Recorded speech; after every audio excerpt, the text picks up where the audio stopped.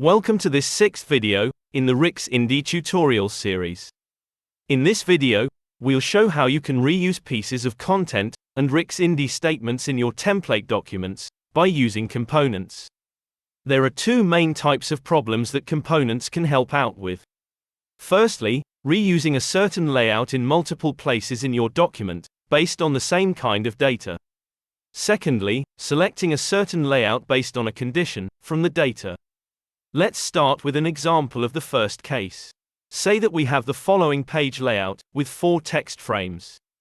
In our source data, there are 4 products described, and you want to nicely lay out each product in its own frame. You could do this by just copying the layout and statements of the first frame to the other 3 and adjust the reference to the data. As a one-time operation, this isn't too bad, but if you want to make some adjustments that need to be applied everywhere a product is shown, this can be quite cumbersome. This is where components can help you out. Let's create a new frame and move the product content there.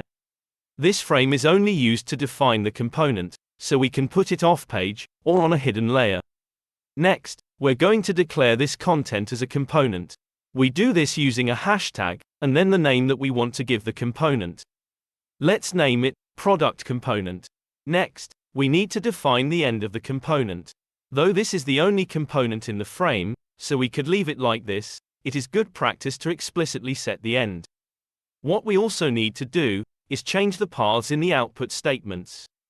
Instead of referencing a specific product directly, we're going to supply the product we want to output to the component when we use it.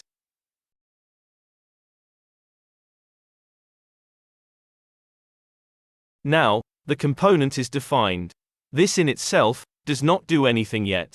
We need to actually reference the component at the location where we want to use it.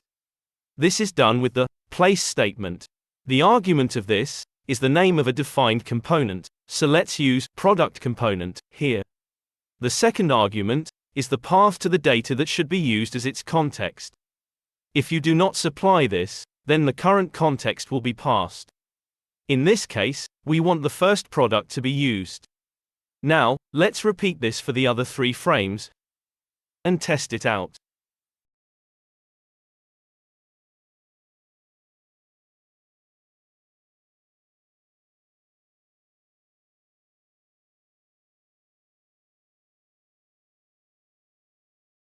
And there we go, 4 products from a single definition.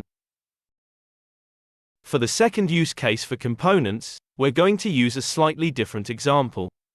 Here we have a single frame, which will list all products underneath each other, using a loop statement. Now, say that we want to use a different layout for every second product. To do this, we create 2 components, product left and product right.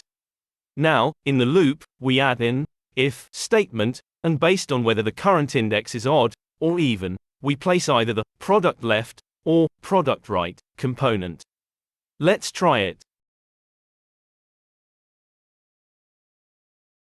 Nice. Now, a couple of practical matters on components. First off, you can declare components in any text frame in your document. Typically, it is best to declare them in a text frame that is either on a hidden layer or off-page. Components can, however, not be nested, nor can the declaration be inside a block statement, like if or loop. They must be defined as top-level statements. Finally, each component must have a unique name. Well, that about wraps it up. Components are a powerful tool which can dramatically speed up template development and maintenance.